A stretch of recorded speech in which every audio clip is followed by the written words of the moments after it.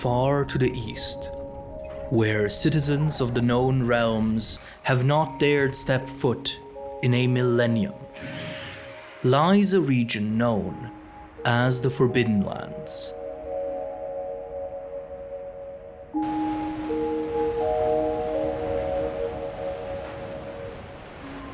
In light of a recent expedition spearheaded by the Royal Academy and the Hunters Guild, information about this mysterious place has gradually come to light.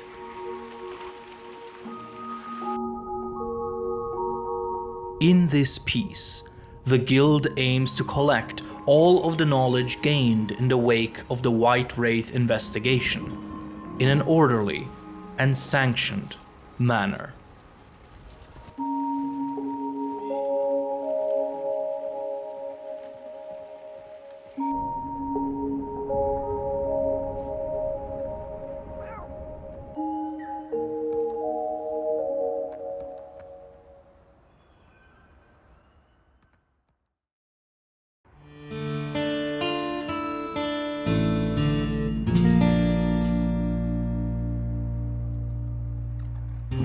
The Forbidden Lands expedition was characterized by its surprisingly quick results.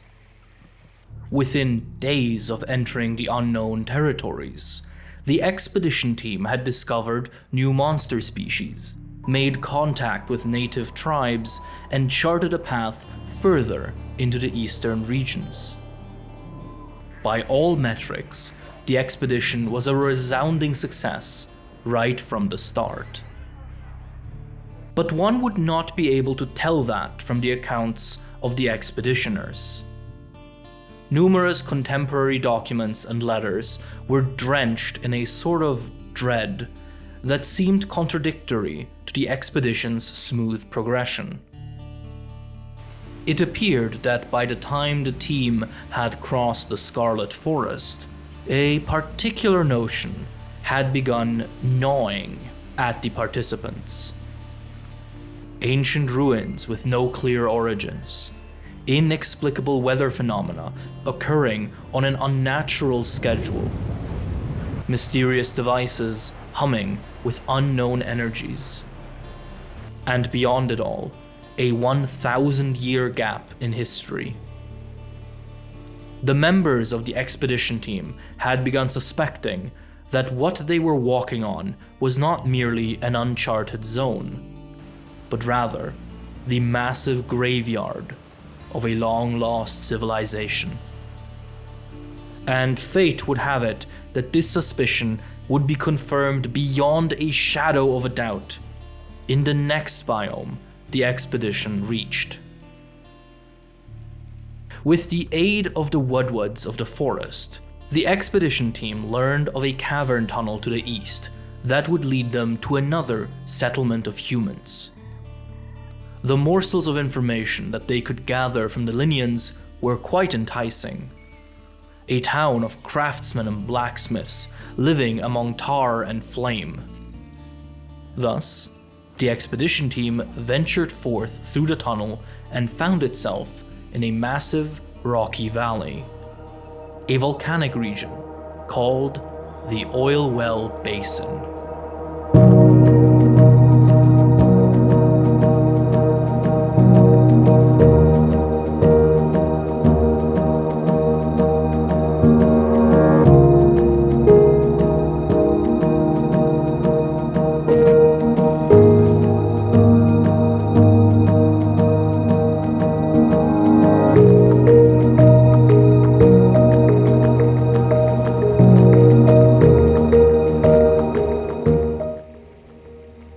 The Guild has since classified the area as a volcanic zone indeed. The label might seem a little misleading at first. The Oilwell Basin consists of multiple stacked plateaus and caves, most of which show no evidence of volcanic activity. Instead, the region is defined by a massive valley filled with oily mud, interspersed with tall spires that vent natural gases up into the air. As one descends deeper into the basin, one encounters valuable ores, glowing rivers, and yes, even a lava flow at the deepest points. And throughout all of its layers, the Oilwell Basin is inhabited by a variety of endemic life as well as small and large monsters. Just like the previously discovered zones of the Forbidden Lands, the Oilwell Basin is home to staggering biodiversity. But it does not take long to notice something unusual about the basin. The expedition team certainly took note of it almost immediately. The previous regions of the Forbidden Lands had already been littered with the scattered remnants of old buildings, but only to a degree that was roughly analogous to their frequency back in the Western Territories.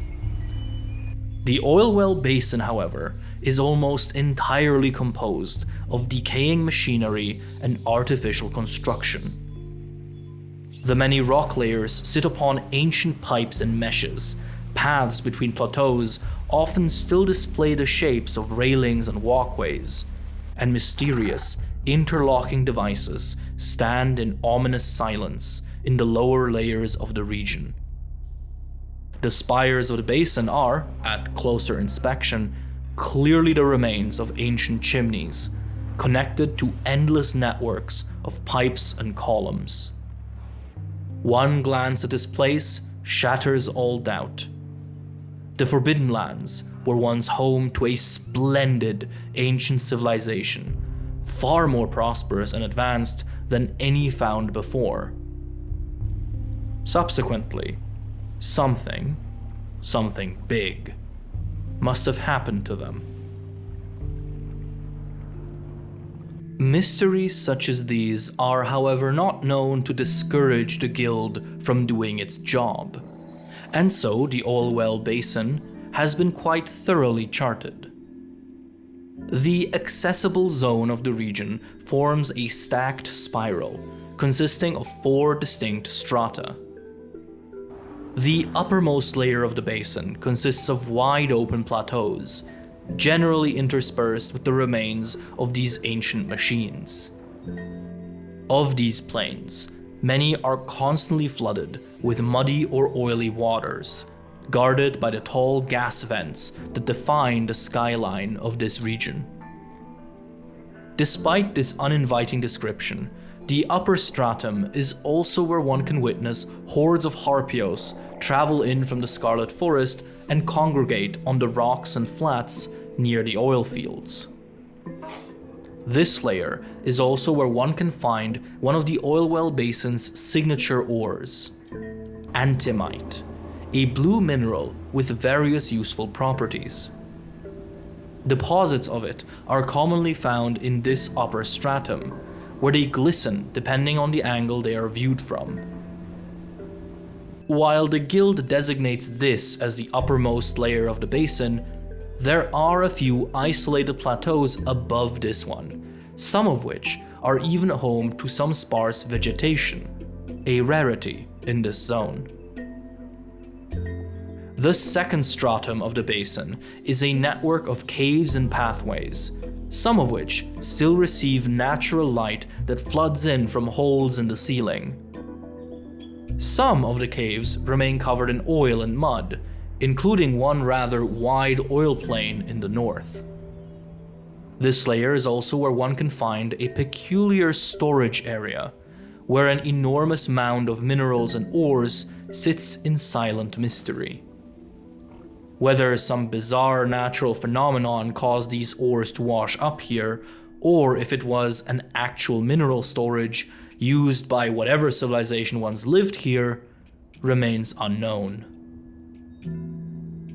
As one descends further into the basin, one reaches the third stratum, which consists of more caves that surround a central underground river. This river is notable for a number of reasons. It is one of only 2 consistent sources of drinkable water in the basin, meaning that it is often the meeting ground for many different, sometimes competing, species of monster. The Basin River is also home to a species of luminescent microalgae, which glows with a distinct blue color when stimulated. It is this blue glow that lines the banks of the river, and it can also be observed in reaction to movement in the water. The river is also flanked by various geothermal vents, on the side of which one can find the basin's second signature ore, pyrite, or rather a specific form of pyrite found only in the lower layers of the region. This ore can easily be identified by its yellow color and unusual tempered sheen. Beyond just the river and its surroundings, the third stratum also houses another source of water, namely, a pool that forms in the western section as the end point of the Scarlet River, which plunges into the basin's depths after arriving from the forest. Subsequently, this layer is defined by an abundance of water and, uniquely, a complete absence of oil or magma, which cannot be said for the fourth and final layer of the Oilwell Basin, the very bottom of the explored region. This hellish depth consists almost entirely of fields of magma, with islands of slightly cooler rock solidifying into traversable terrain. The very air seems to burn down here. It is also in this layer that one must face the inexplicable reality of the basin's ruins. Pipes and machinery are at their most abundant here, humming mysteriously in the lava's eerie glow. Of particular note is a massive device at the very deepest point the guild has thus far surveyed. This strange construct appears to be pumping and filtering lava continuously for, as of yet, unclear purposes. At the very center of the Oilwell Basin's highest layer lies the second settlement to be discovered in the Forbidden Lands, Oceaniz, the Everforge. Built into the area with the best preserved machinery, this town is centered around a mysterious device called the Everforge. This enormous furnace is capable of smelting ores like no other, and so the people of Oceaniz live and work near it. The town is distributed across 3 levels, each of which contains different manufacturing facilities. Segments of derelict pipes are used as entryways into the basin's rock walls, which have been dug into to serve as crude living quarters. Movement through the town and into the deeper layers of the basin is enabled through a series of mechanical elevators, which seem to be a part of the ancient mechanisms that have been exceptionally well restored. Another unique trait of this area is the presence of ancient furnaces, which can, due to mysterious compounds, produce a special kind of smoke. This smoke, which envelops Oceaniz at all times, has the peculiar property of repelling all types of monsters, which is what allows the town to exist in such a monster-rich environment. That being said, the smoke is not a guaranteed repellent, and the expedition team did bear witness to a case in which monsters entered the village undeterred. The people of Oceaniz call themselves the Flameborn, a title that implies more homogeneity than there actually is. In truth, the Flameborn society is one composed of 3 allied clans: the Oilfolk, Bonefolk, and Stonefolk. The 3 clans are named after the resource they specialize in. The Oilfolk are masters of oilwork, harvesting rare oil deposits in the basin to create powerful chemical compounds used in many of Oceaniz's machines. The bone folk, meanwhile, collect the remains of monsters from the region, which can be crushed or shaped for many mechanical purposes. Finally, the stone folk are master miners that extract valuable ores from the basin's rock to be used further down the production line. While they all collaborate happily, there does seem to be some healthy competition between the clans. But that aside, the Flameborn work as one, with their efforts aimed at one singular goal: the production of auric calcite, a unique compound metal that can only be created under the perfect conditions within the city's eponymous Everforge.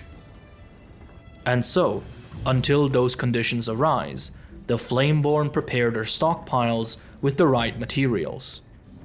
The Stonefolk seek out antimite and pyrite, while the Oilfolk gather auric oil, both instrumental in the production of auric calcite. Meanwhile, the Bonefolk provide the bones, which are a vital source of calcium necessary for the process. But even a close inspection of Azuz does not fully unravel the mystery of the Oilwell Basin. What was this land in the past? What was its purpose? And how did it become the oil-covered valley it is today?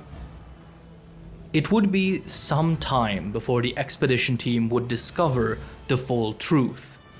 But, with the gift of hindsight, the guild shall recount the tale of the Oilwell Basin in full here already. As the expedition team suspected, the Forbidden Lands are in fact the remnants of a once great civilization called Wyveria. While much of its culture and history is lost, what has remained are the traces of their technological supremacy. Wyveria was seemingly highly advanced, far surpassing even the limits of current science. The Forbidden Lands are home to many remnants of this brilliance. The Wind's Gasp and the Scarlet Trees are seemingly Wyveria's handiwork, for example. Their incredible technology allowed the people of Wyveria to tame nature itself, and the heart of this technology appears to have been the Oilwell Basin. The current understanding is that the lightning summoned in the Windward Plains by the Wind's Gasp device was used to strike down and kill various monsters. Their bodies would then be brought to where the Scarlet Forest now stands, where they would be dissected and picked apart for useful materials. Leftover organic material would then be purified and washed away by the rains summoned by the tree machines, which prevented toxic monster compounds from accumulating in the region. Finally, the monster materials would be brought to the basin, which was at the time a massive manufacturing plant. Creating Wyveria's otherworldly technology required massive amounts of not just monster materials, but also energy. To reliably source this energy, Wyveria built two systems into the region.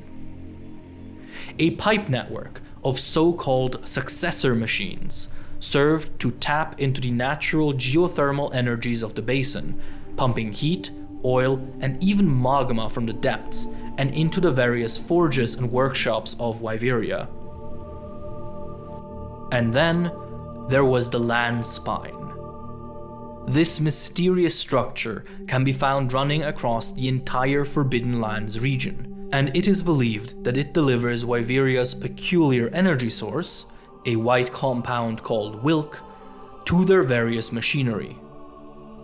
In addition to powering the successor machines, the land spine seems to have served as a way to stimulate geothermal activity at the bottom of the basin, creating controlled eruptions that could then be harnessed by the successor machines.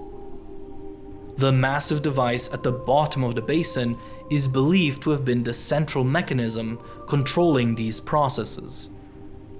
It must have been a marvelous sight.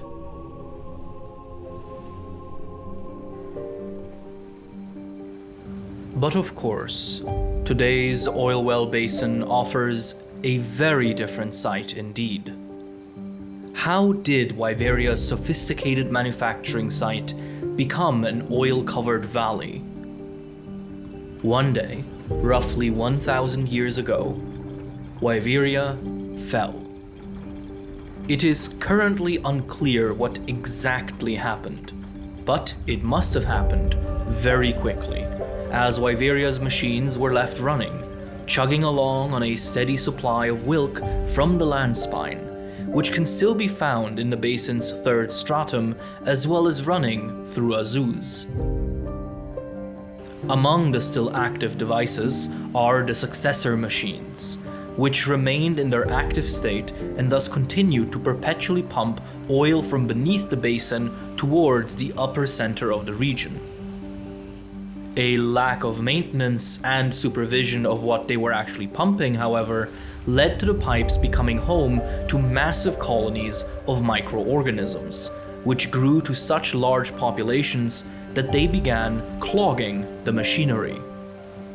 As a result, the successor machines decayed to a point where they now slowly trickle an impure oil compound called oil silt through their networks, expelling the sludge at various openings and cracks all around the basin.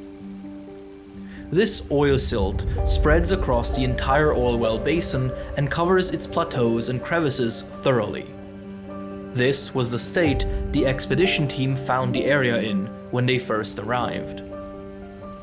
But in short order, it was discovered that just like the plains and the forest, the Oilwell Basin too experiences a seasonal cycle. This oily, marsh-like state is thus considered the region's fallow.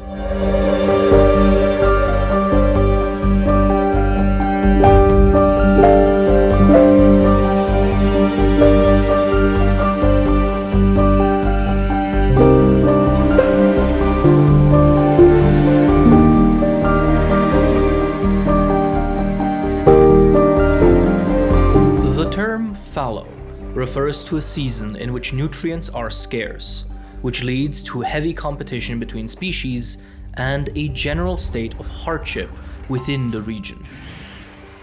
This is, however, not entirely accurate in the Oilwell Basin's case.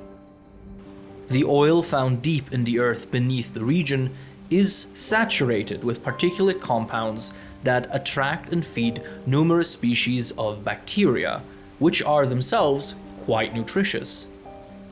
And as the oil is mixed with mud and turns into oil silt, this nutritious mixture spreads across the entire area.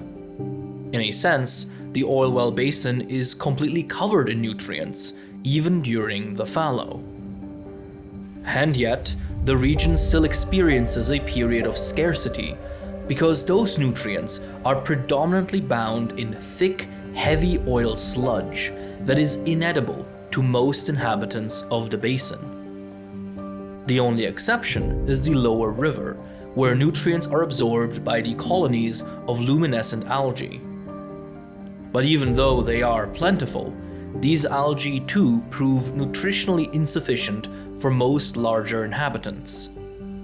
Thus, the food chain here has developed to revolve around a few creatures that can access those nutrients.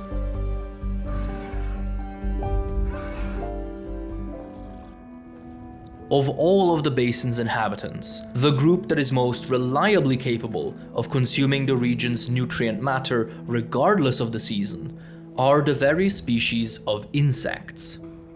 These critters can separate the nutritious microorganisms from the mud and feed on it without issue. They thus form the bedrock for a whole host of insectivore species that in turn feed on these insects. Among them is the ember rough lizard, a relative of the common rough lizard seen in the plains. Found commonly in the middle and lower strata of the basin, this small reptile can be identified by its grey coat of scales with a strong green pattern on the back. Or, alternatively, one could wait until it opens its mouth. When its lower jaw extends downwards, two specialized creases on each side of the mouth expand, revealing a bright green coloration that almost seems to glow against the basin's general gloominess. In fact, opening the creases does seem to stimulate a form of bioluminescence in the lizard's body, as the pattern on the back also notably intensifies in color and glow. Ember rough lizards use these creases, alongside a bobbing head motion, to communicate with each other, most commonly seen in adversarial males. In the fallow, these reptiles lazily lap up any insects hiding between the rocks of the basin. Due to their preference for hot environments, ember rough lizards tend to stick to the middle and lower levels of the region during the fallow, in order to remain closer to the hot bowels of the basin. Aside from the insects, there is another, perhaps more surprising group that manages to extract the dormant nutrients of the basin fallow: airborne bacteria. Specifically, they seem to be able to feed on the glowing algae found in the basin's lower river and properly digest them into energy. While the exact interaction is not yet understood, some species of bacteria feed on the algae in the water and then begin floating up into the air above the river, themselves now glowing with the compounds of the algae. In their aimless flight, these bacteria end up feeding another species of endemic life: the pink landlight shrimp, a close relative of the landlight shrimp found in the Windward Plains. However, unlike their blue relatives, which are seemingly able to feed on minerals like fulgurite, the pink landlight shrimp preys on bacteria. Or rather, it passively feasts on them through a peculiar strategy. Pink landlight shrimps are exclusively found in the basin's third stratum, huddled on the gas vents near the underground river. The vents expel not just gases, but small nutrient particles derived from the depths of the earth. These nutrient particles get stuck in the dense bristles of the pink landlight shrimp. This, in turn, attracts the airborne bacteria towards the shrimp, as they detect the small morsels of food and move towards them. Once in range, the pink landlight shrimp picks the bacteria out of the air with its long, pincered arms and eats them. This strategy proves to be quite successful, as landlight shrimp are a common sight down here near the river. That being said, the seasons do still affect them. Since many nutrient particulates are trapped in heavy oils during the fallow, fewer of them end up whisked upwards by the gas flowing through the vents, meaning that even these lazy feeders experience a season of scarcity. As a result, pink landlight shrimp are rarer during the fallow. But the most important pipeline that the nutrients of the basin feed, even in the fallow, passes through the insects after all. Specifically, mud-burrowing bugs that eat the bacteria growing inside the oil silt are themselves food for perhaps the single most crucial species of the entire ecosystem: the crude shell crab. This small nocturnal crustacean can be found essentially anywhere where there is oil and mud, which is most of the upper and middle strata. Just like its forest cousin, the crude shell crab has a concave back shell, creating a sort of bowl shape. The crab fills this bowl with mud and oil in order to camouflage itself and blend into its environments. Protected by this stealthy disguise, the crude shell crab spends all of its time in the muck, picking out bugs and insects from the oily mud and gorging itself on them. While other creatures struggle during the fallow, this crab enjoys a near-endless and exclusive buffet, as it faces little competition. In addition, the density of the oil silt makes for an excellent camouflage, allowing the crab to essentially disappear into the grime. But of course, the reason the crude shell crab is so valuable for the Oilwell Basin ecosystem is that it, even in the fallow, does get preyed on. It is in fact the main conveyor of nutrients to essentially all larger species in the region, even if few of them feed on the crab directly. One of those few is a peculiar brute wyvern found only here, the Rompopolo. Even among the infinitely varied kingdom of monster kind, this creature is truly strange. The Rompopolo displays various insectoid traits, such as a long, curved, mosquito-like beak and red compound eyes that lack eyelids. Its forearms are no less bizarre, having developed into long, pickaxe-like spears with extremely sharp ends. Additionally, this wyvern possesses an actual stinger at the end of its thick, long tail. But none of these features can really live up to the strangest trait of the Rompopolo: its skin. The monster is completely covered in a saggy indigo hide with purple markings all over. This skin is highly elastic and can be stretched to unreasonable lengths, which is crucial for the Rompopolo's core adaptation. On its head, torso, and tail, this wyvern grows special sac organs that can produce and circulate gas, which in turn inflates the saggy skin until it resembles a kind of grotesque balloon. This is the state in which the Rompopolo is usually seen. As it is with most strange creatures, the body of the Rompopolo begins to make more sense once it is observed in its natural habitat. This brute wyvern becomes especially active during the fallow. While all other inhabitants struggle to find food and many are unable to feed on anything in the oil, the Rompopolo uses its unique body to secure itself easy meals.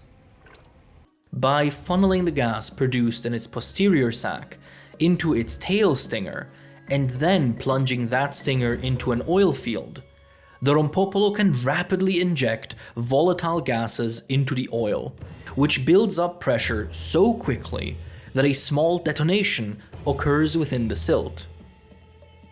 The concussive force of this explosion is strong enough to shatter and kill any crude shell crabs hiding in the muck, allowing the Rompopolo to hunt for food without even needing to actually spot its prey first.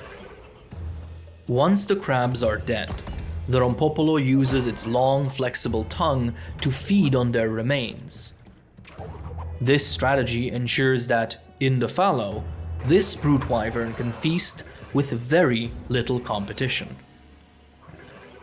That does not mean the Rompopolo enjoys a carefree season, however.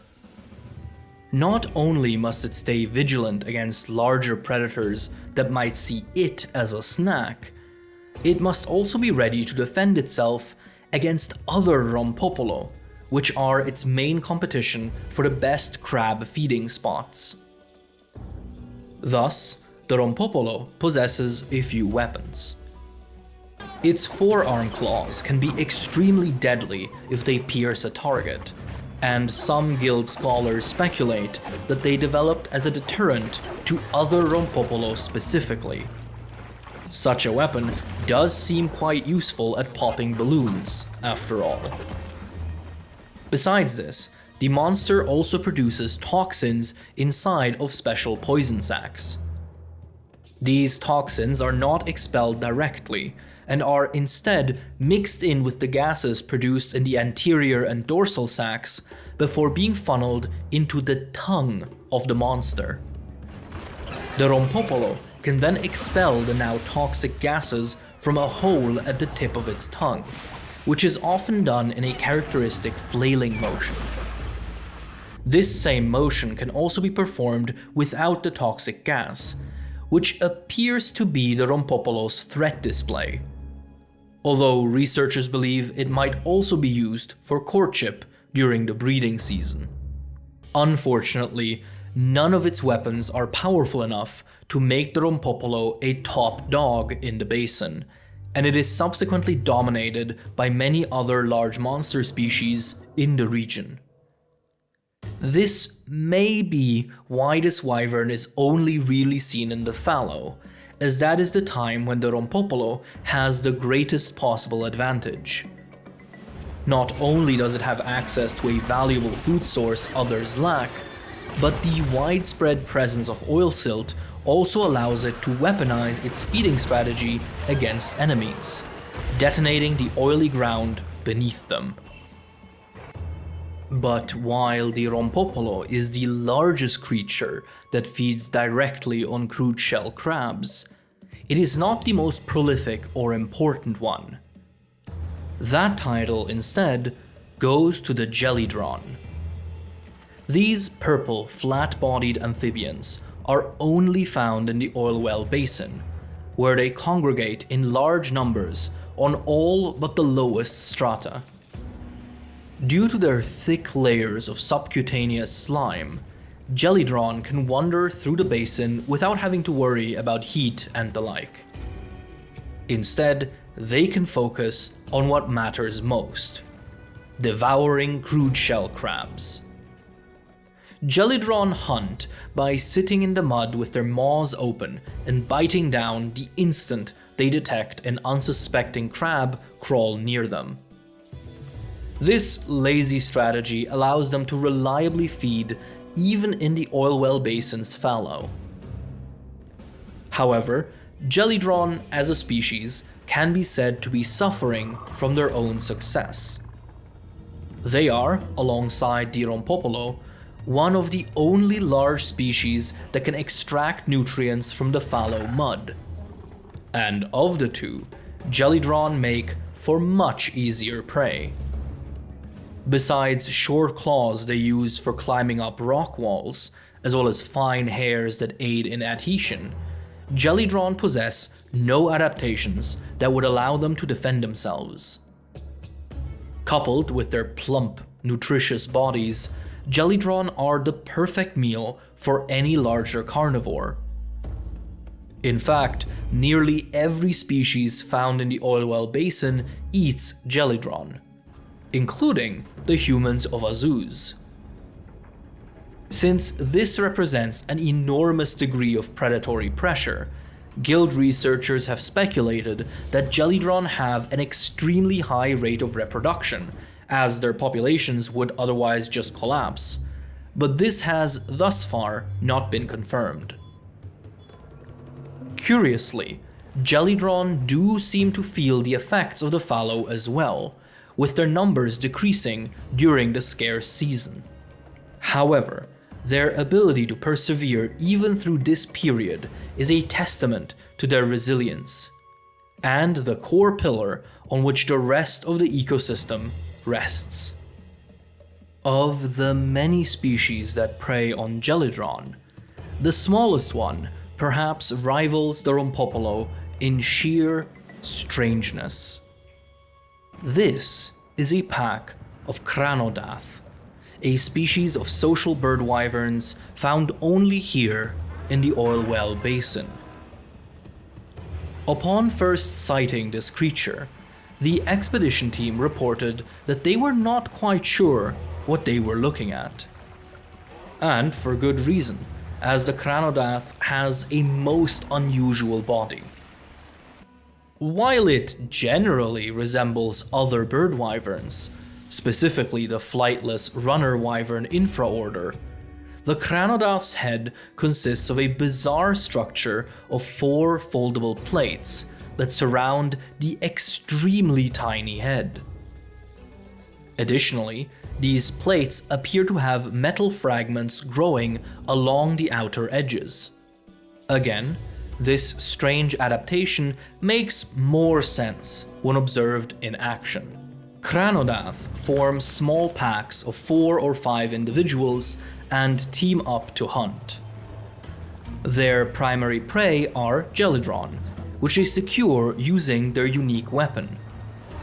When the 4 head plates of a Cranodath fold together, they form a kind of battering ram with which the wyvern can administer brutal concussive strikes, easily crushing the squishy Gelidron. Once the prey is killed, a Cranodath will generally drag it out of the oil or water and onto the banks, where the pack shares meals and forms bonds. While they have only ever been observed eating meat, it has been theorized that Cranodath might also devour some surprising things. The metal that grows on their plates and gives them their hardness is colloquially called cranocopper, and has been found to be a derivative of pyrite. So it seems possible that Cranodath supplement their carnivorous diet with small quantities of pyrite from the basin walls, as a way to grow their powerful head rams. Because while Cranodath thrive during the fallow, they must nonetheless remain vigilant.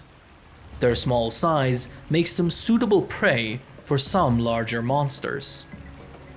This appears to be the main reason for them congregating into packs, in fact. While they do not hunt in groups, a pack of Cranodath is a surprisingly powerful combat unit and can even drive off large wyverns. They do so by swarming their enemies and latching onto them, attempting to bludgeon them until they retreat. Coupled with the lack of super predators during the fallow, the Cranodath eke out a respectable niche for themselves, at least in this scarce season. However, of all the monsters that prowl the Fallow Basin, few can stand face to face with the lonesome powerhouse that wanders this season. Be they Cranodath, Rompopolo, or Gelidron, all must be wary of the presence of the Ajarakan. This fanged beast is among the largest and most aggressive monsters that are found in the Oilwell Basin, and in the fallow, they face little meaningful competition. Walking on all fours with a knuckle gait, aided by specialized pads on the backs of their hands, these beasts gorge themselves on Gelidron as they please. Most other basin dwellers know well to stay away. A quick glance at the Ajarakan's body reveals the reason for this fear. It is a bundle of dense, powerful muscles with massive arms that can deliver devastating blows. But the main reason that the Ajarakan is feared is its peculiar shell. On its back, the beast grows a bizarre ornament that resembles massive metal flames, which often stand taller than the Ajarakan's head. Upon closer inspection, the entire armor coat of the beast shares this strange trend, with each individual scale having a metallic sheen and a flame-like tapered tip. Were one to pick up a discarded Ajarakan scale, one would almost certainly recoil in pain, as its surface is unbelievably rough and coarse. These features are the result of the Ajarakan's relationship with the Oilwell Basin. As a juvenile Ajarakan grows and develops, its body becomes coated in the oils of this region. A special compound found on the surface of the beast's scales then reacts to the oils, fusing it onto the scale and giving it a rough metallic surface. This roughness allows the Ajarakan to create sparks via friction by rubbing its body against basically any surface. Due to the metallic components of its scales, the beast's body heats up rapidly in response to these sparks. In the Ajarakan's youth, this process is mostly used to melt metals from the environment onto its body, specifically the back, Through the repeated heating, melting, fusing, and cooling of new metals, the back eventually grows into this unique flame formation. The ultimate result of this is that an adult Ajarakan can heat the surface of its body to infernal temperatures at will, by rubbing its body against rock walls, its own metal coating, or even by using its long tail to beat its back ornament until it creates sparks. A heated Ajarakan is subsequently incredibly dangerous, as it can melt solid rock and metal with just a touch in this state. Merely being near the creature can cause heat exhaustion and stroke in smaller monsters. Should something dare to incur the Ajarakan's wrath, the beast can also weaponize its heat more intentionally, melting the ground under its foes and throwing explosive sparks and rocks at them. This, in combination with the Ajarakan's notable agility and brutal fighting style, make this creature an enormous threat to any that encounter it. As a result, most dwellers of the Fallow Basin avoid it, with only the Rompopolo occasionally engaging in doomed turf wars with it. The Ajarakan, for its part, minds its own business, heading into the middle and lower strata to feed on Gelidron before returning to its nest, which is usually somewhere far up among the many pipes of the successor machines, a spot only reachable by the flexible and strong arms of the Ajarakan, a lonely and quiet throne for the Fallow's Monkey King. But of course, no reign can be everlasting. The Fallow of the Oilwell Basin is the result of the still-running successor machines pumping impure oil mixtures into the region due to being clogged and decaying.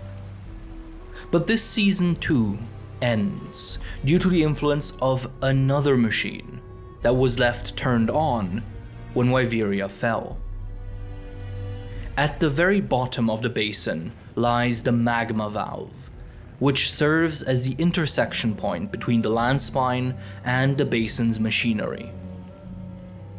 Just as it did in the days of yore, this valve appears to control and stimulate the flow of lava in the depths of the region. While this is mostly a slow and unremarkable process, it too suffers from the ravages of time. Either due to a malfunction, a scheduled action, or an accumulation of gunk as is seen in the successor machines, the magma valve periodically reaches criticality during the fallow. When this occurs, the device massively increases its output and floods the successor machines with hot lava from the earth beneath the basin. This almost instantly ignites vast areas of the Oilwell Basin, rapidly transforming it into a hellish inferno. This is the inclemency of the Oilwell Basin, known as the Firespring.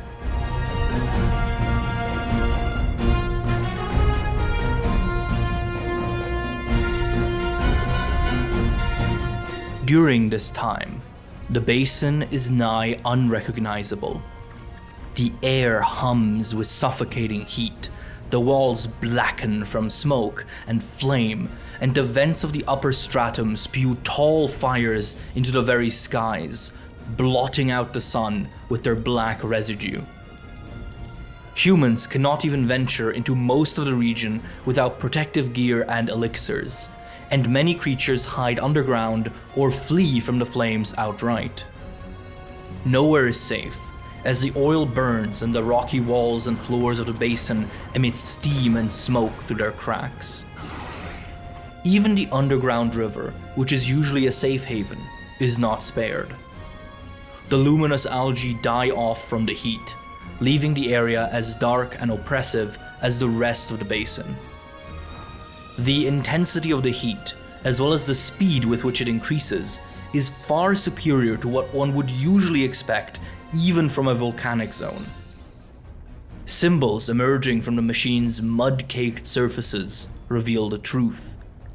This is a man-made inferno, the result of Wyveria's tinkering with nature.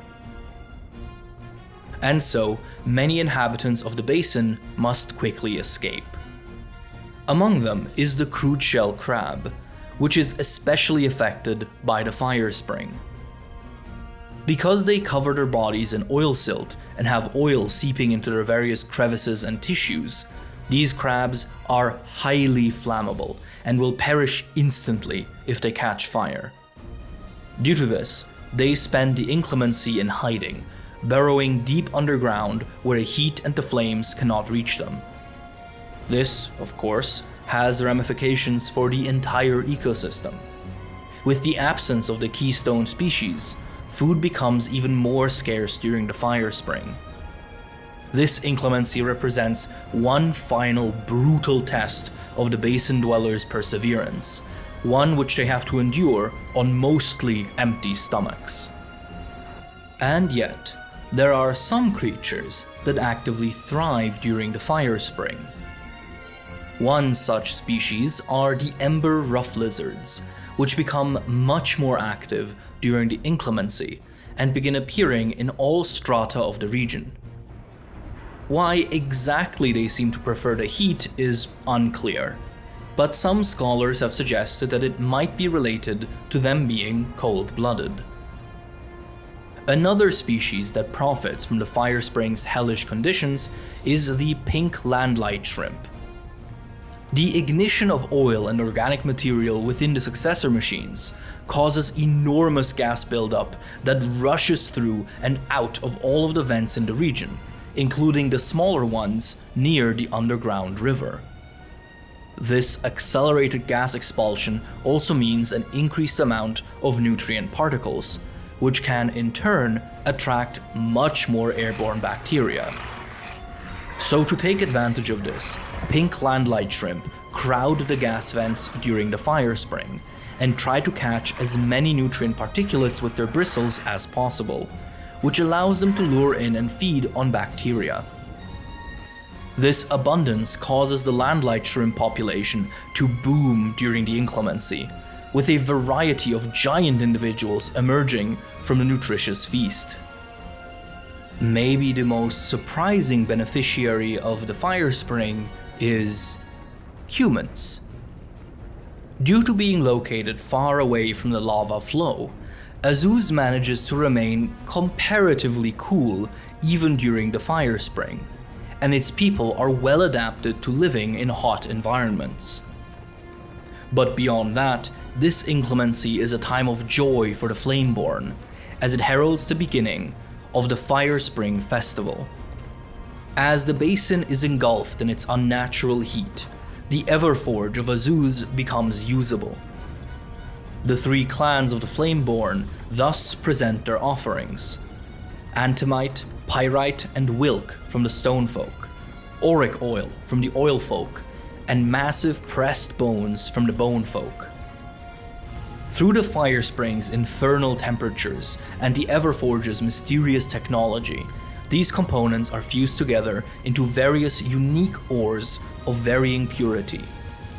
The purest possible result is Azuz's famous auricalcite, a metal that defies the limits of normal ore. The Firespring Festival is thus the celebration that sees the Flameborn's toil throughout the other seasons rewarded with ores beyond human comprehension. Or, at least, that is the myth. In reality, auricalcite is extremely difficult to reliably produce, and testimony from Azuzian residents states that the village has at times gone many years without successfully producing a single ounce of usable auricalcite. Still, the tradition matters to the people of Azuz, and so they sing and dance in the flickering flames. But beyond those who suffer during the Firespring and those who thrive, there is a third category: those who fight. Unlike other inclemencies in the Eastlands, which usually see most monsters hide and flee, the Firespring appears to have the opposite effect on many species. When the flames engulf the basin, powerful monsters emerge to battle each other in brutal turf wars. The reason for this is not entirely understood, but an old theory from the Academy's early days may hold an answer. During surveys conducted in the western regions, researchers noted that volcanic activity seemed to affect the temperament of certain monster species, agitating them into a state of unusual aggression. Why this occurs, no one can explain, but it has been observed repeatedly over the years. So, the Guild argues, perhaps the Firespring has a similar quality, emboldening certain higher-tier monsters and catalyzing them into action. Whatever the reason may be, the reality is that during the Firespring, the Oilwell Basin turns into a battleground in which only the strong survive. Subsequently, many weaker monsters, such as Rompopolo, quickly flee.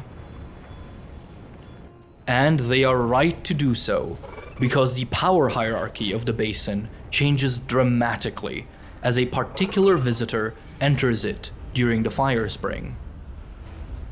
While they normally rest in the Scarlet Forest, Rathalos are known to appear in the Oilwell Basin from time to time, most frequently during the inclemency. These male flying wyverns are feared far and wide for their powerful flame breath and poisonous talons.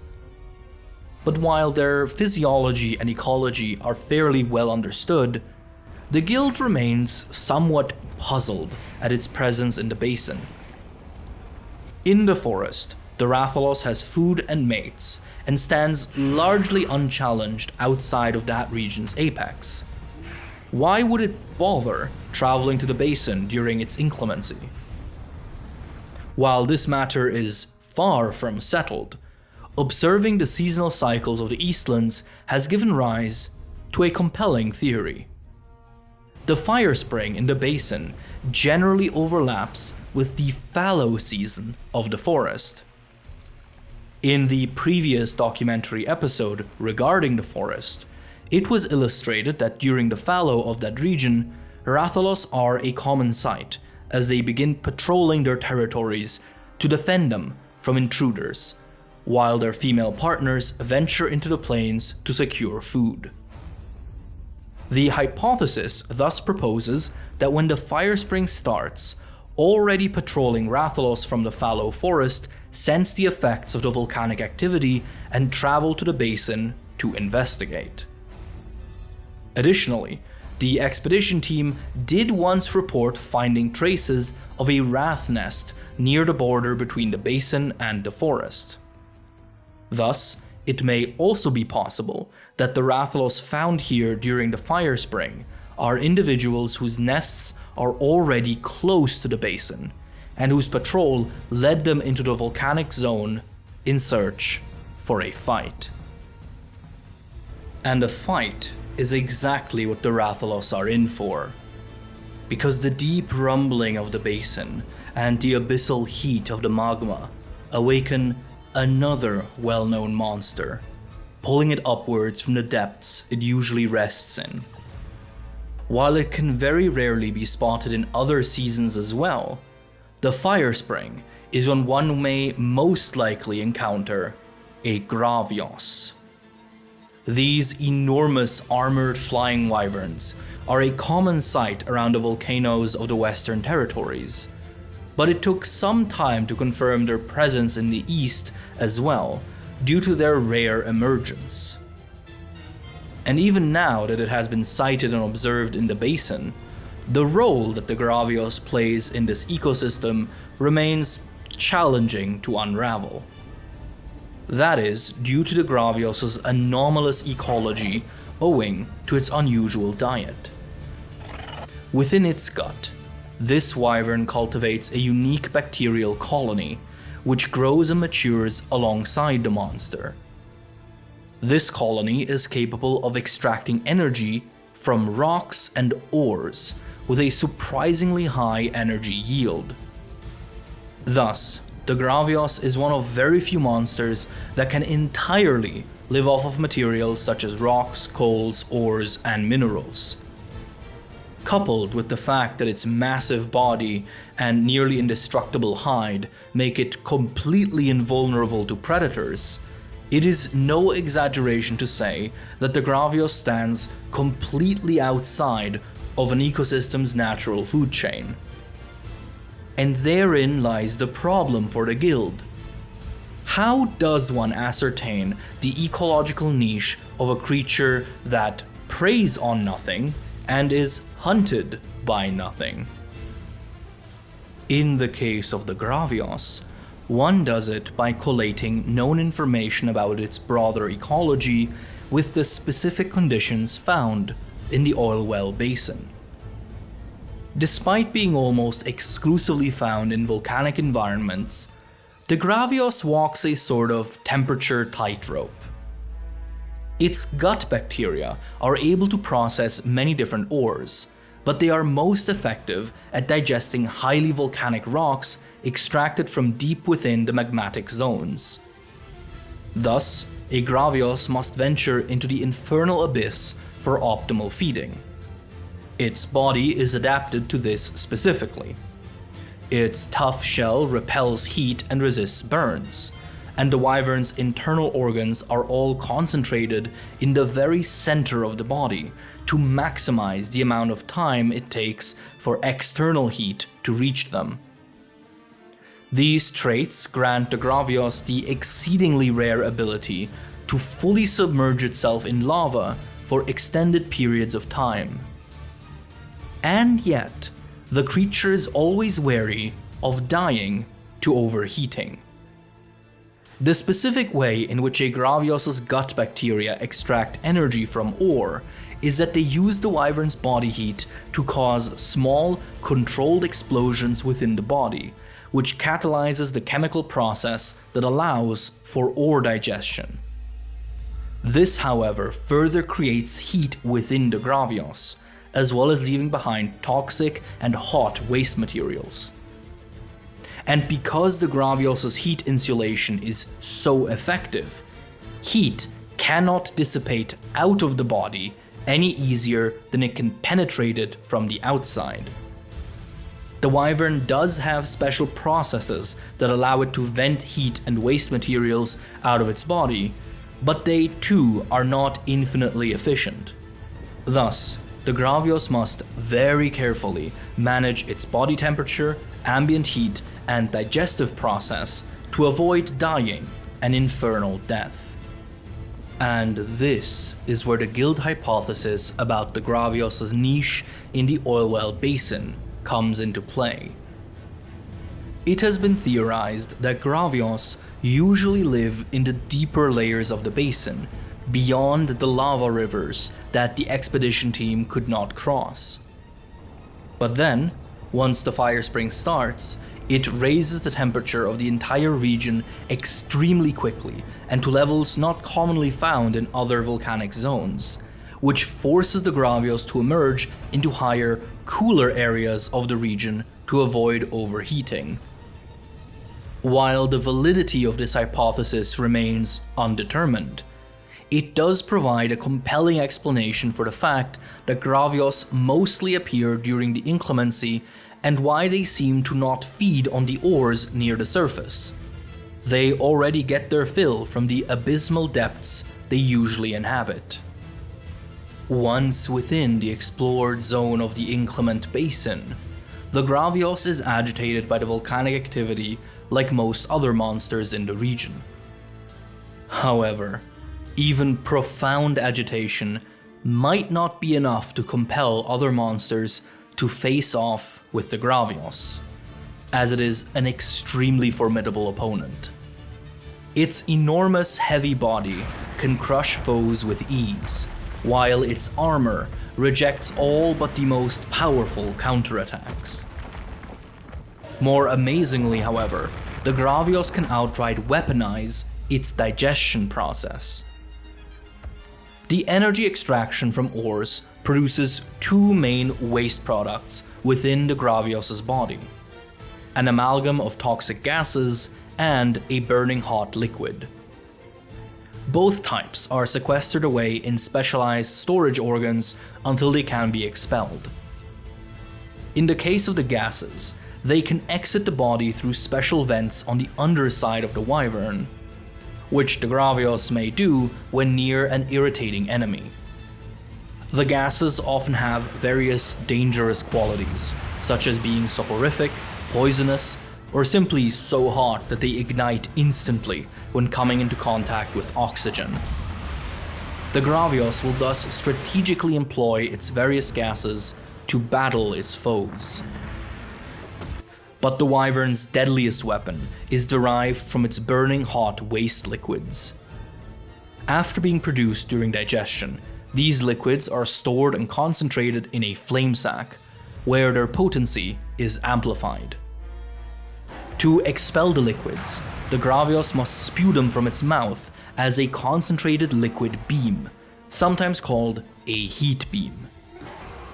This beam is unimaginably hot, and while the Gravios must use it regularly to maintain its body functions, it, too, is often used against enemies.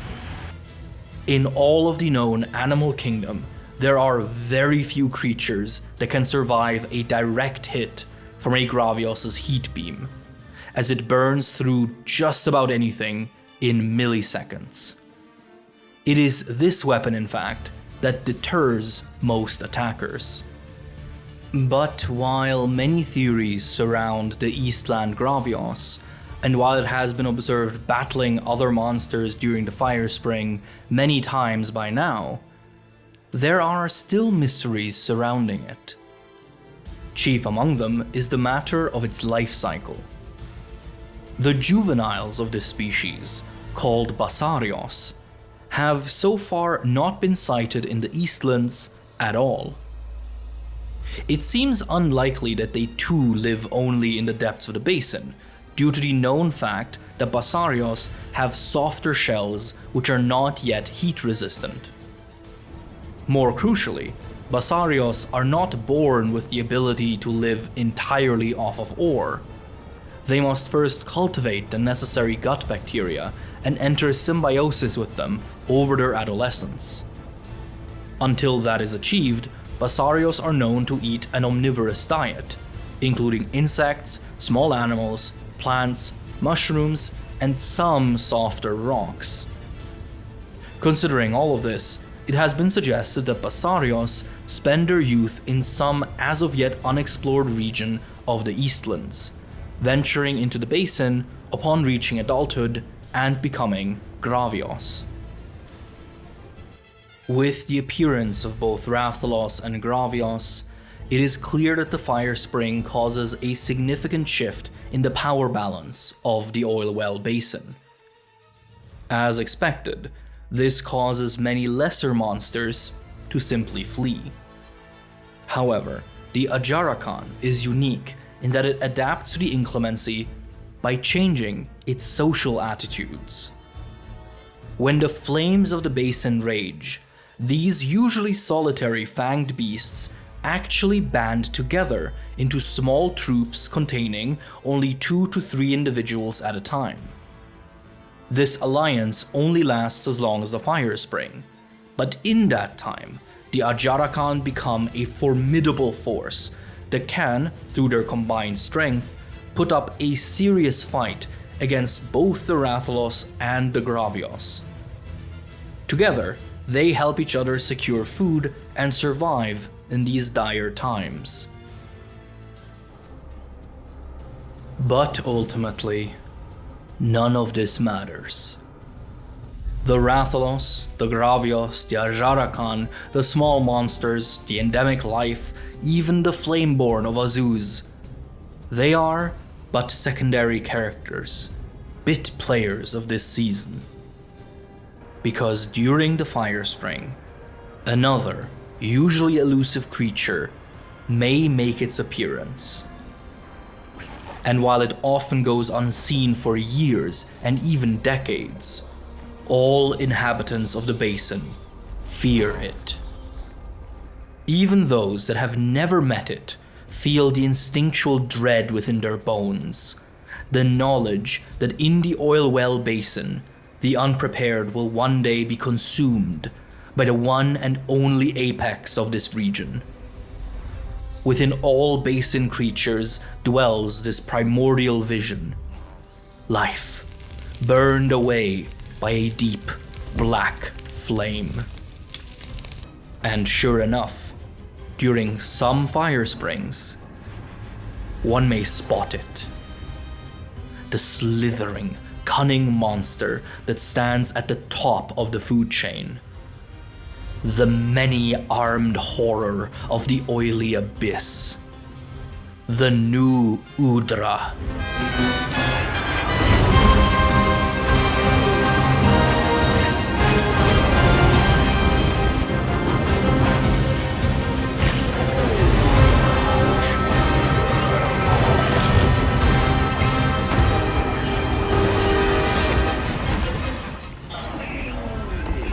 Of all the discoveries made during the Forbidden Lands expedition, the discovery of this monster was among the most exciting ones.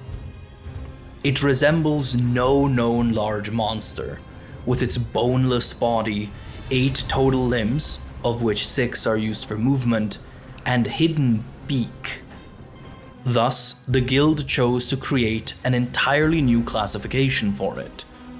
New Udra was named the very first known cephalopod monster, and thus became the defining archetype of that class. But beyond mere categorization, understanding the New Udra took significant amounts of time and observational data due to how unusual it is. Its head is defined by 2 bulbous hemispheres, each tipped with a curved horn, at the base of which lie the monster's massive, glowing eyes. Underneath that, the body spreads out into the New Udra's 8 tentacles, 2 of which are much shorter and sit directly underneath the eyes. This pair's main function appears to be to both hide and serve the beak of the creature, which sits behind them and under the head. The other 6 tentacles are long and flexible, being used for movement and combat. Spikes line both the upper and lower sides of each tentacle. At the frontal underside of its movement tentacles, the New Udra possesses photosensitive oculi, which serve as its actual sensory organs. By holding up its tentacles and scanning the area, it surveys its surroundings. Its main eyes on the head, meanwhile, are thought to be nearly blind and vestigial, atrophied from an evolutionary lineage spent dwelling in the magmatic abyss. Across its body, and especially its horns, the creature is lined with luminescent streaks, which can glow in colors ranging from blue to purple.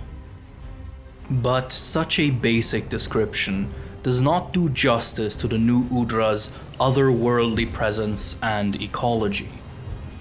Using its coiling, incredibly flexible tentacles, the creature stalks the basin, appearing and disappearing seemingly at will. Due to its flexibility and boneless body, the New Udra can squeeze itself through tiny rock cracks and travel in ways no other monster in the region could dream to replicate. And once it sets its sights on suitable prey, which includes every creature inhabiting this region, including even large monsters such as Rompopolo and Ajarakan, the New Udra reveals the true depths of its strangeness. While the body of this cephalopod is adorned with brilliant colorations, ranging from blue and green to bright yellow, that is often not visible. Rather, the New Udra is generally covered in a special substance called oil mucus. This sticky fluid is created by the New Udra absorbing oils from the environment and mixing them with its body fluids. The resulting mucus is then excreted from specialized siphons around the creature's body, until the entire monster is covered in this oily slime. Not only does this make the new Udra even more agile and slippery, but it also enables a truly outrageous behavior.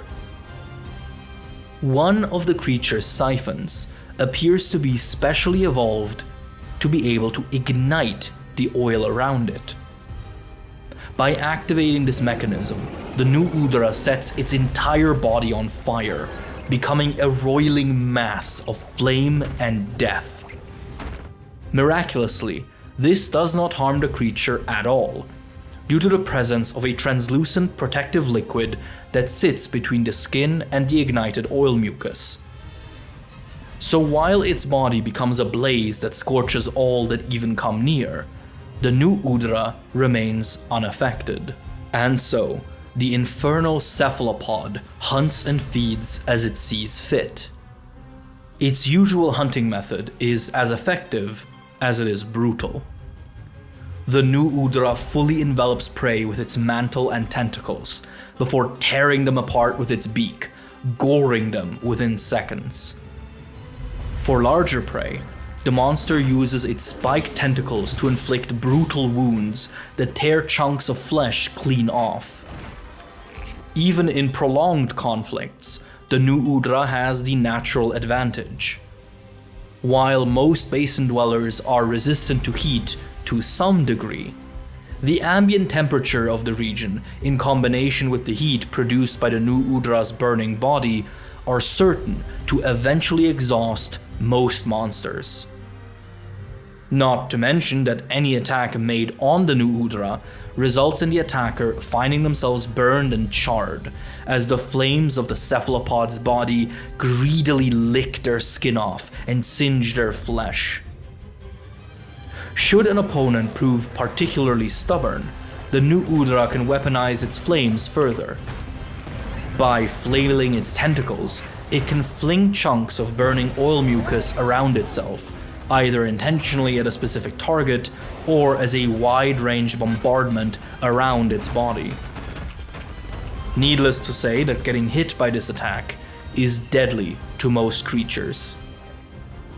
More brutally, however, the new Udra can also expel and ignite massive amounts of mucus from its main siphon, creating a wave of burning oil that sweeps over a large area and scorches all that are caught in it. Armed with these abilities, the new Udra stands entirely unopposed in the Oilwell Basin's food chain. When it emerges during the Firespring, it rules supreme, killing other creatures whenever it pleases and with very little difficulty. But in its emergence lies the new Udra's greatest enduring mystery. Why does it only appear during the Firespring, and so rarely at that? After all, there are no predators it must hide from, and the basin has ample food for it year-round. It also cannot be due to a lack of oil, since the area contains oil in some capacity throughout all seasons. A potential, albeit strange answer to this can be found in the historical records of Azuz. Called the Black Flame in their ancient tales, the people of Azuz recall that the new Udra has in the past attempted to reach and even consume the Everforge. Other documents describe it as being attracted to fire and flame and even consuming them. It is thus possible that it appears during the Firespring due to being attracted by the many fires burning all across the region. But why the new Udra might seek them out remains a complete mystery for now. And so, the Firespring rages on, transforming the Oilwell Basin into a dark battleground where monsters clash, struggle, and die. But just like all seasons of the Eastlands, this inclemency too must come to an end.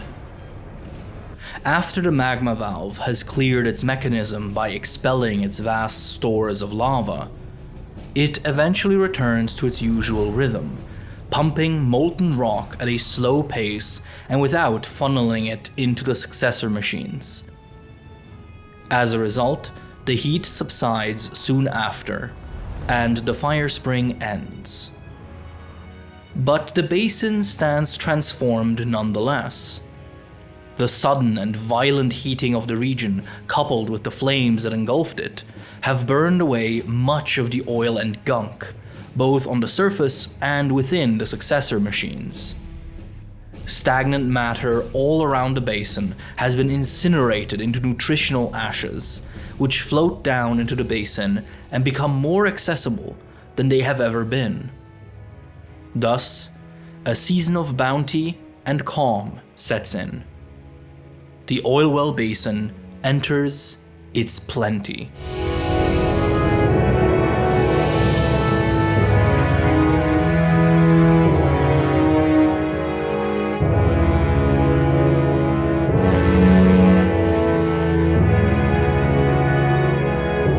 This region's fallow was characterized by a paradoxical state in which nutrients were technically present but unavailable to most creatures due to being bound to heavy inedible oils, thus causing scarcity and competition.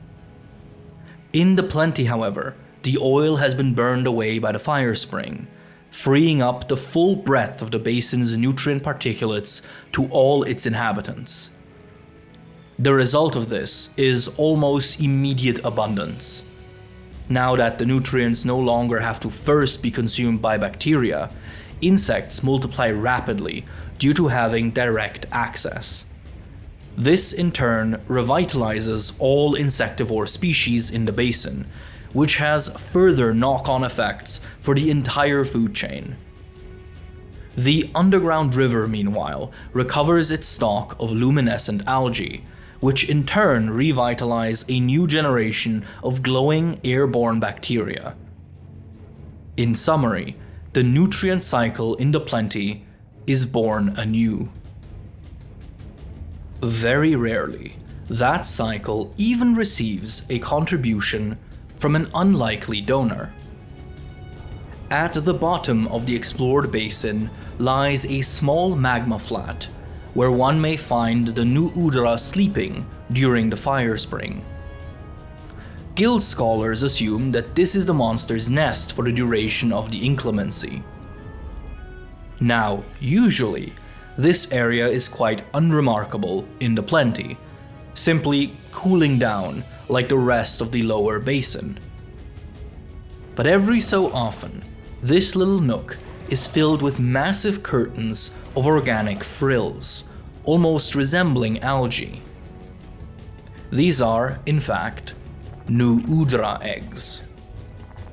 While no one has ever observed the laying process, they seem to be produced during the Firespring and deposited here. Then, at the very beginning of the plenty, potentially catalyzed by the sudden drop in temperature, the eggs hatch all at once, birthing an entire generation of larval cephalopods called New Yaya. Tiny, translucent, and defenseless, these floating critters are a far cry from the adult New Udra. Witnessing a clutch of New Yaya hatch is no less magnificent though, as they spawn in massive numbers. This is a boon for the entire region, as these larvae are completely unable to defend themselves and highly nutritious. As a result, many small and large monsters will feed on them if they get the opportunity. The New Yaya have been extremely valuable to the guild as well, due to what they reveal about the New Udra. Them being preyed upon in large numbers explains the rarity of adult individuals to a degree, which can be further understood through a peculiar observation. New Yaya clutches only seem to appear in the basin after a particularly old New Udra individual has been sighted. These elderly individuals, called tempered by the guild, stand out due to their shiny skin, a testament to a long life lived in combat. Combining these observations has led to the belief that New Udra only reach sexual maturity very late in their lives, after reaching this tempered state. They then lay large quantities of eggs, most of which hatch into new Yaya that are soon after devoured by many other basin dwellers. The few survivors eventually manage to hide in rock crevices, in which they grow and develop until they are big enough to defend themselves.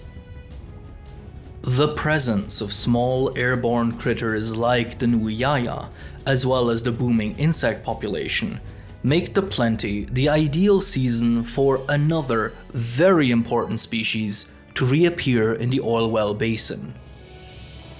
While they were originally discovered in the New World, the scale bats are clearly right at home here. Despite their name, these creatures are thought to be related to flying wyverns, with their bat-like features being a case of convergent evolution. However they may have evolved, during the basin's plenty, they are abundant. During the day, they can be found hanging from ceilings, waiting for night to fall. As the day darkens, the scale bats become active, snatching prey out of the air and devouring it ravenously.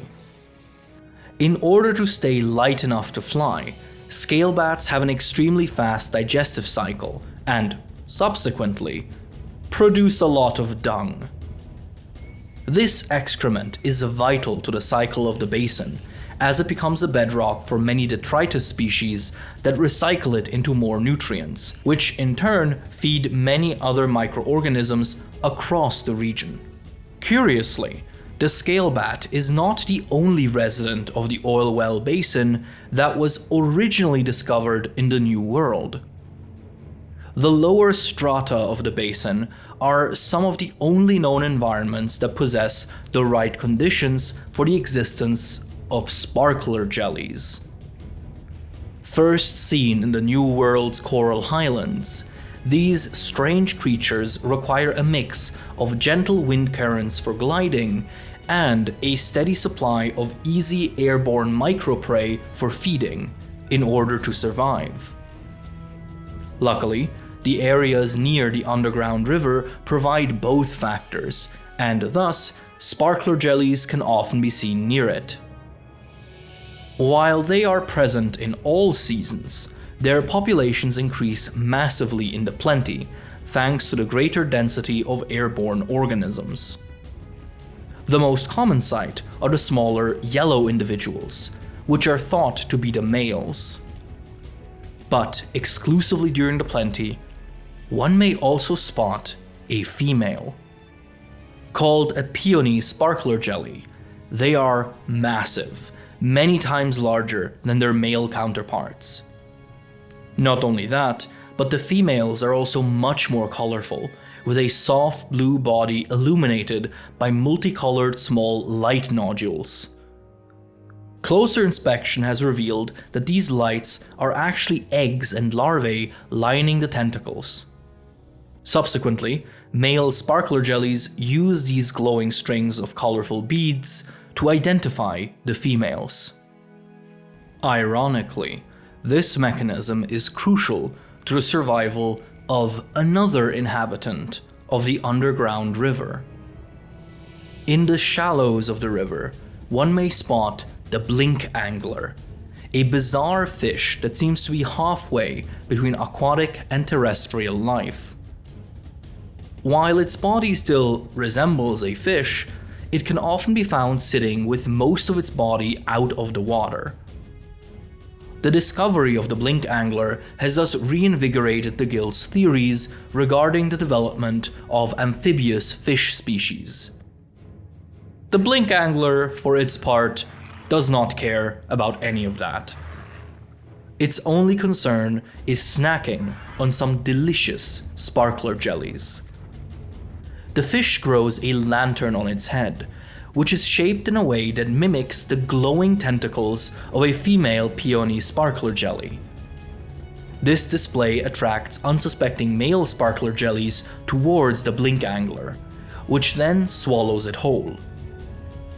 Since sparkler jellies often float quite a distance above the water's surface, it is believed that the blink angler's adaptation to exiting the water came about as a way to ensure its mimicry would actually be seen by its prey.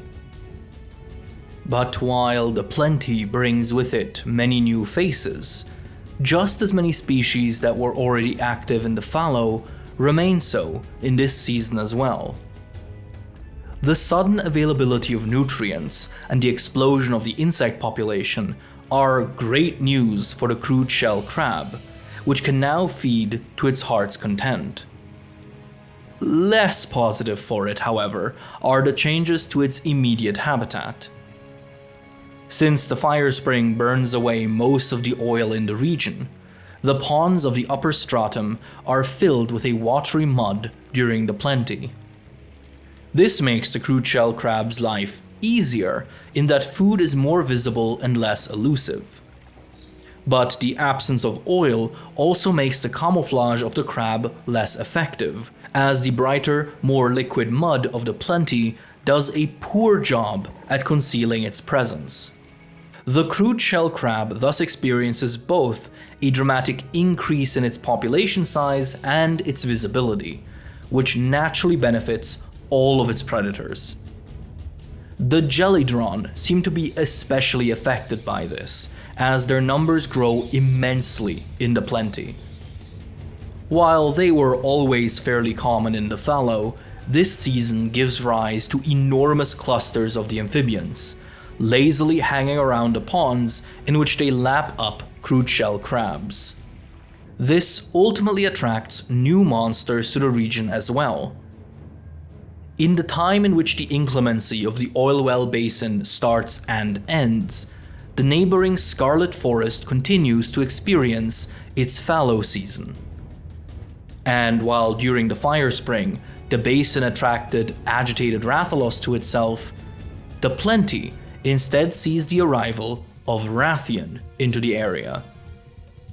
While her male partner spends the forest fallow patrolling the skies, this female wyvern is tasked with securing food for the nest. Quite often that results in Rathian migrating to the plains, which at this point are often also in their plenty season. But the abundance of Jelly-Dron with their plump bodies does sometimes cause a hunting Rathian to also venture into the basin, where she hunts freely and with little meaningful competition that could rival her. While she may be harassed by a lonesome Ajarakan from time to time, the queen of the land knows well how to defend herself. Changes in food availability altering the ecosystem is fairly expected, as is its effect on migration patterns. There is, however, one way in which the Oilwell Basin attracts a new species to the region during the plenty that is quite unique. The heat and raging flames of the Firespring do not just affect living creatures, but the very region itself.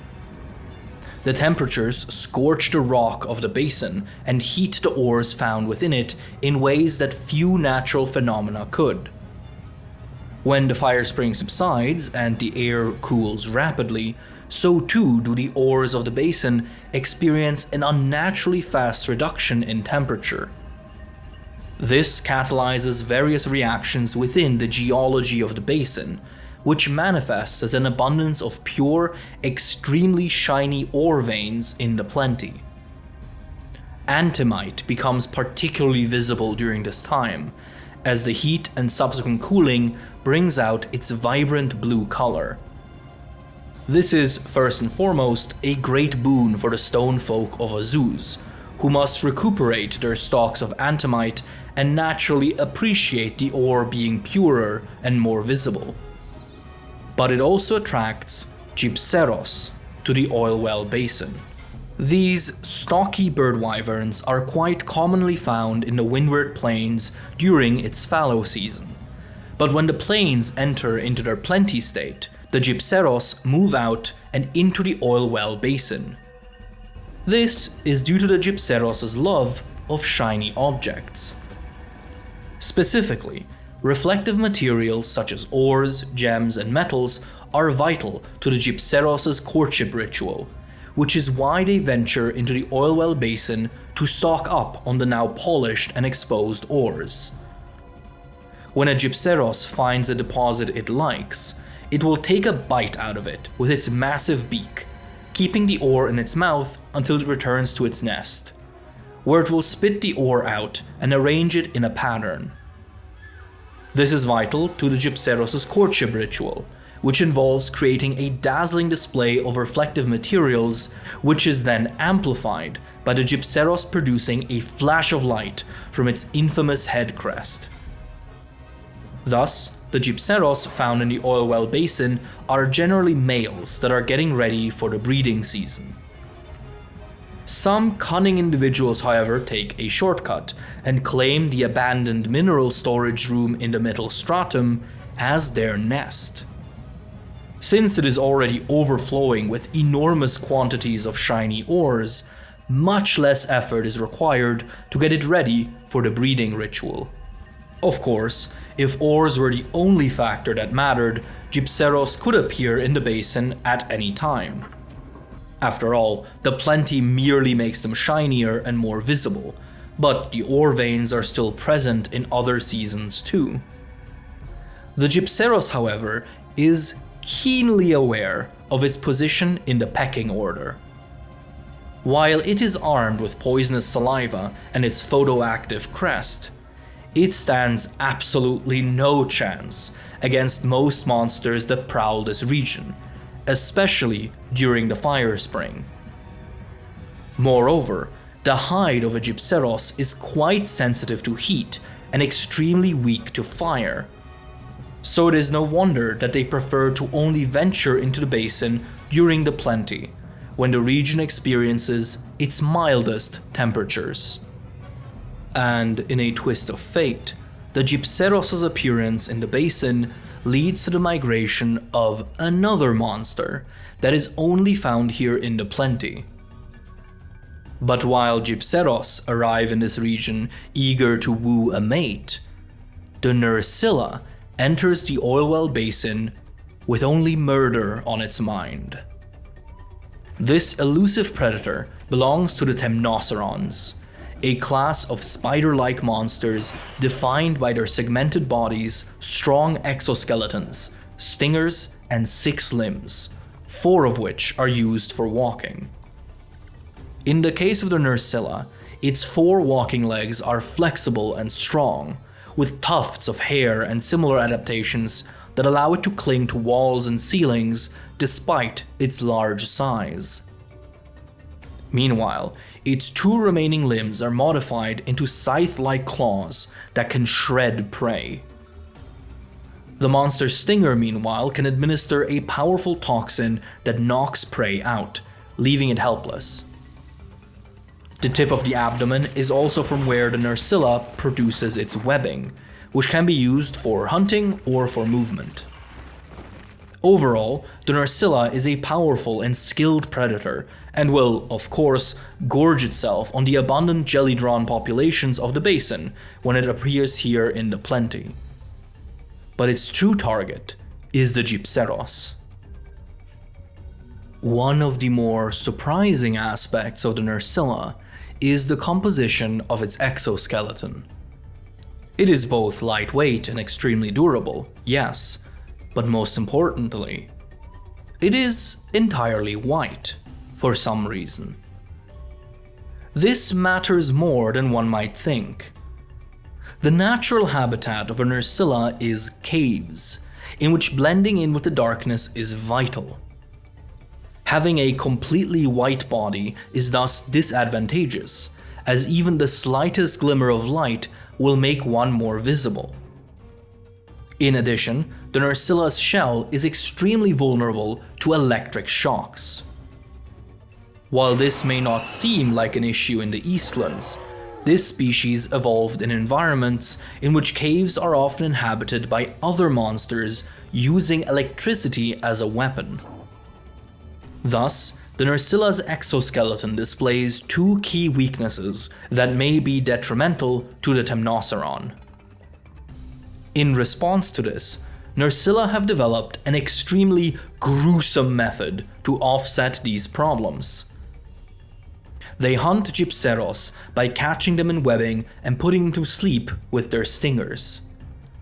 The Nersilla then skin the Gypceros, fashioning their hides into a cloak that the Nersilla drape onto their bodies like a shroud. This immediately solves all of the Nersilla's problems. The dark hide of the Gypceros blends in perfectly with dark caves, and its famed insulatory properties protect the monster from all electric attacks. The fact that the Nersilla can then devour the skinned bird wyvern is merely a bonus. Nersilla even derive one more, somewhat unusual benefit from wearing Gypceros skins. As the skinning process is quite crude and violent, Nersilla often rip out many of the wyvern's poison sacs and storages alongside it. While the poison does not affect the Nersilla wearing the hide, the accumulated storages of it eventually begin to decay and seep out of the hide. If this happens while the Nersilla is hanging upside down from the ceiling, which it often does, the poison eventually solidifies into a sharp, tapered purple spike on the monster's back, shaped by gravity.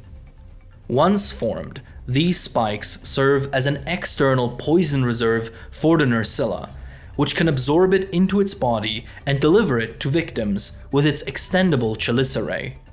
Thus, the Nersilla that appear in the Oilwell Basin's plenty are believed to be individuals that are looking to replace their Gypceros cloaks, which they must do somewhat regularly to counteract the hide's decay. And while they are at it, these fearsome Temnocerons enjoy the abundance of the basin before returning to their natural habitats up north.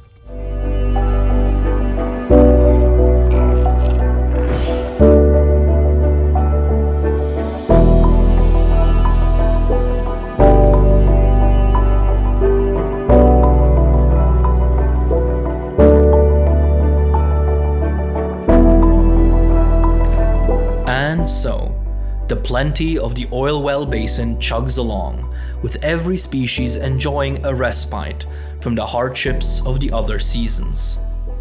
But of course, this too is transient. The abundance of nutrients also promotes the growth of microorganisms within the pipes of the successor machines. Soon enough, these organisms will once again build massive colonies within the machinery. They will once again clog the machines. Oil will once more accumulate and mix into an impure mud. And the fallow will once more arrive. They all know this, of course. Our world is beautiful because it changes, because it refuses to stagnate, because it cycles on and on, day after day, life after life.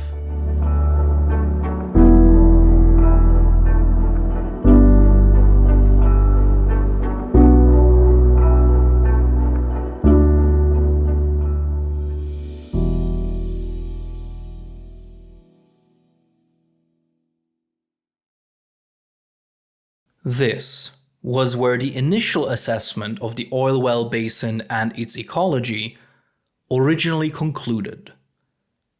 After all, the expedition team had scoured the entire region to the best of their abilities, only being walled off by magma rivers and sheer cliffs. But then, during a survey meant to map out the paths of the land spine, the team penetrated into a new zone within the basin, located deep beneath Azuz. A vast, ancient workshop of sorts, full of dilapidated machinery and home to a convergent nodule of the land spine network, a so-called nexus. These nodes are believed to be junctions at which the energy of the land spine accumulated and was redistributed.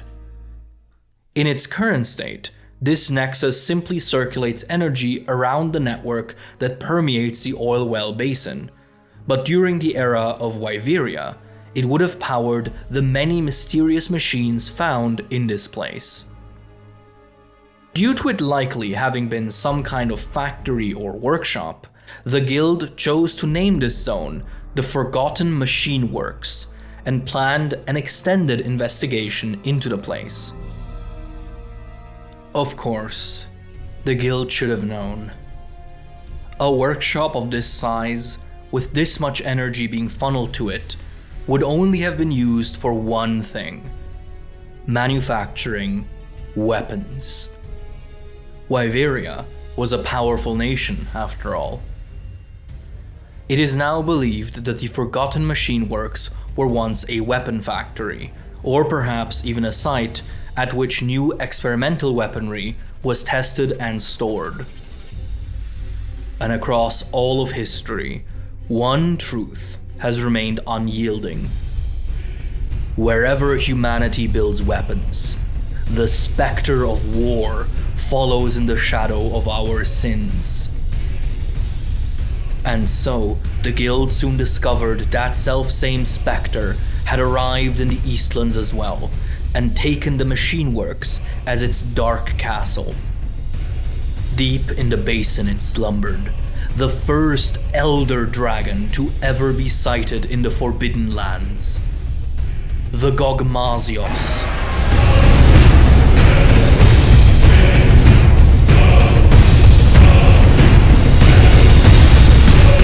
Had the Forbidden Lands expedition taken place even just a few years prior, the hunters of the team might have been entirely clueless as to what they were even looking at. After all, the Gogmazios is a fairly recent discovery, but its effects have been known about for centuries. Western history speaks of numerous cases of nations and kingdoms finding their armories mysteriously emptied, their weapons stolen without a trace. For a long time, this was attributed to a mythical entity known as the Specter of War, a spirit that punished humanity for its love of weapons and senseless conflict. But then, the Hunters Guild discovered Gogmazios. This enormous elder dragon can be easily identified by its massive, wedge-shaped head, 6 long limbs of which 2 are winged, and its gargantuan, pitch-black, moist body. While it technically can fly like many other elder dragons, its massive wing membranes are quite tattered and poorly suited for flight. Thus, the Gogmazios prefers to use its wing arms more like traditional legs, using them as aids to move around its massive body. And yet, despite its size and weight, the dragon possesses the peculiar ability to appear out of nowhere and vanish just as quickly. This is highly problematic when coupled with the Gogmazios' behavior. This dragon is neither a herbivore nor a carnivore, and instead derives its nutrition exclusively from sulfur. Specialized combustion organs within its body allow it to extract calories from any sulfur compound, and the quantities required to sustain this behemoth give it quite the appetite. And unfortunately, the Gogmazios has historically used human armories as a sustainable source of sulfur, as the various weapons and powders used in warfare tend to contain it abundantly. Needless to say, a hungry Gogmazios appearing is a catastrophe. The dragon is not only highly aggressive, but it also wields an unbelievably powerful arsenal of weapons itself. Chief among them is a special secretion that covers the entire body. When extracting calories from sulfur, The organs of the Gogmasios also produce various waste materials, which are sent to other sections of the body and turned into heavy drake's bone oil, a type of extremely dense and flammable oil. This drake's bone oil is secreted through the dragon's skin and covers it entirely. And with this one single adaptation, the Gogmasios becomes a walking calamity. In its solid, hardened state, the drake's bone oil protects the dragon from incoming attacks, forming a tough layer on the entire body. But as the Gogmasios battles its enemies, its infernal combustion organs begin producing more calories for it to use, which in turn raises the monster's body temperature. This eventually leads to the oil in its body liquefying and dripping off the dragon as a viscous slime, which it can also fling at enemies by swinging its limbs. Not only can this entrap victims, but once detached from the body, drake's bone oil is highly flammable and will burn anyone caught in it. The Gogmasios can also more intentionally weaponize it, spewing it out as a hot stream of black scalding liquid or igniting detached oil with its hot claws through friction. Finally, if a Gogmasios heats up enough, the drake's bane oil will begin to evaporate off of its body, enshrouding the dragon in noxious black smoke. Once this state has been achieved, the Gogmasios becomes much more agile and even manages to fly once no longer weighed down by its heavy oils. The dragon's elevated body temperature allows it to spew oil not as a liquid, but as a hyper-compressed, superheated explosive beam, which causes infernal detonations upon impact. As the Gogmasios battles in this state, it blots out the sky and drains burning oil from it, annihilating any that get caught in its wrath. All of this is the worst case scenario when a Gogmasios appears, and so the expedition team worked overtime to slay it. What complicated matters was another peculiar habit of this dragon species. When Gogmasios find weapons that contain no or very little sulfur, they usually do not simply leave them alone, and instead adhere them to their bodies like an ornament. In the case of the individual encountered in the Oilwell Basin, the Gogmasios had attached some kind of ancient weapon from the time of Wyveria to its back. Only after an arduous planning process and a grueling battle did the expedition team manage to defeat this individual by using the ancient weapon against it. And yet, calm does not settle back in. The Oilwell Basin, rife with machinery and oil as it is, appears to be almost perfectly made to attract more Gogmasios to it. And since the existence of the species in the Eastlands is now confirmed beyond any doubt, the guild continues to live in fear of the next specter appearing beneath Azuz.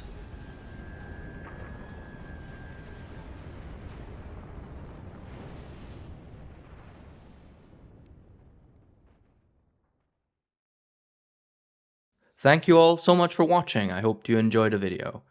As always, a very special thank you to everyone who supports the channel financially, be it on Patreon or through YouTube channel memberships.